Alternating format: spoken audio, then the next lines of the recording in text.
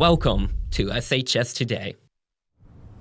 Good afternoon, Hornets. I'm Taylor Nunlee. And I'm Jack Loftus. Welcome to this season's pilot episode of SHS Today. To kick off the show, our own Luke Trokey asked you what your likes, dislikes, and expectations are for this upcoming season. Hello, Saline. I'm Luke Trokey. As the new school season starts, we want to ask you guys what you thought about our show, SHS Today. First off, we asked you guys what you liked about the show. I did see SHS Today last year. I really like watching SHS Today with my classes. Yeah, I see it all the time. I enjoy watching it very much. There's very little that I think you need to improve. Maybe you could find even more little interesting tidbits about the school and about students and clubs to cover. If anything, show more students involved in activities and clubs, just so that you get a broader view of what students are involved with here. I think there are a number of little things that go on here every day that not everybody knows about, so finding ways to feature some of those folks doing what they do, I think would be really a cool thing to see from a school-wide perspective. I think it provides a nice viewpoint of our school and our students. I think some teachers are worried about it cutting into their instructional time, but I think you can spare, the 8 minutes each week. Some students said that they liked fun and funny segments the best, and even more students said that they'd like to see more nerd news. A common dislike was the bad acting, and most students said that they didn't like the script. What do you think? Tweet us at SHS Today about what you thought was good about our show and what you thought was bad. A huge thank you to everyone who participated in our surveys. I'm Luke Trokey, back to you in the studio. Thanks, Luke, and thanks for all the great input, everyone. Well, you asked for it and we delivered. Up next, Nerd News anchor Colin Williams tells us all about the latest and greatest game trends.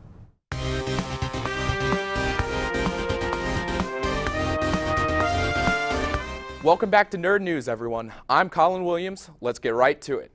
Over the summer at E3, gaming studio Bethesda announced the long-awaited Fallout 4, which will be released in November of this year.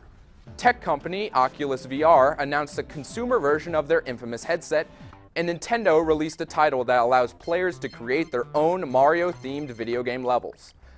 One level of the gaming community has thrived over the past few years: esports. Lots of us grew up playing games for fun, while others are starting to make it their careers. In the past few years, there has been a spike in video game competitions. In 2015, the Dota 2 international competition held 16 teams, with the winning team earning $6.6 million. I talked to aspiring professional gamer Andrew Agar about his thoughts on esports.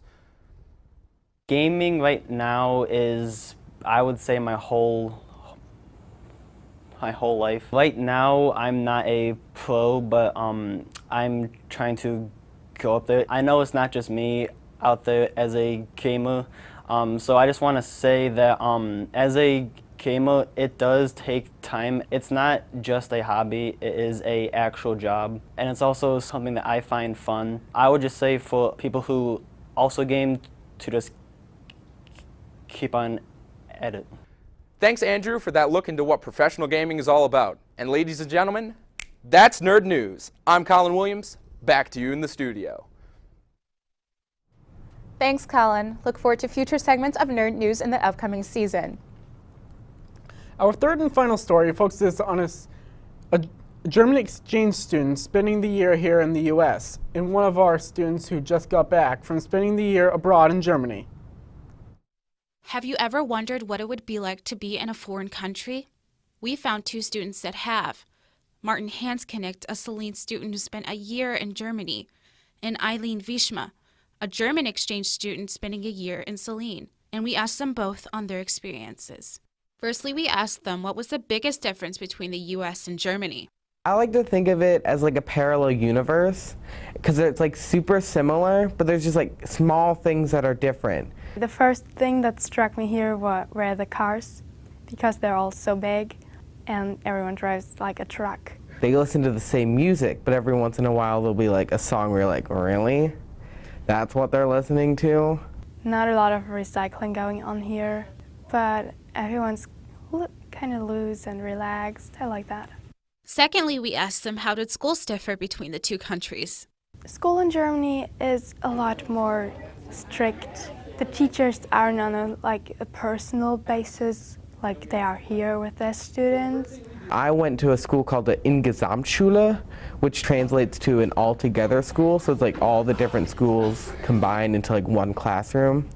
And thirdly, we asked them, what will you take away from this experience? I learned a lot of political stuff and got into interviews and wrote essays. I went to every major city in Germany, just like the freedoms that came with me and the opportunity that I had to go all these wonderful places. I'm Taylor Nunlee, back to you in the studio. Thanks, Martin, and thanks for joining us this year, Eileen. Well, that's all we have for now, and be on the lookout for our next show. Make sure to follow us on Twitter at SHS Today. I'm Jack Loftus. And I'm Taylor Nunlee. Have a great winter break, Hornets.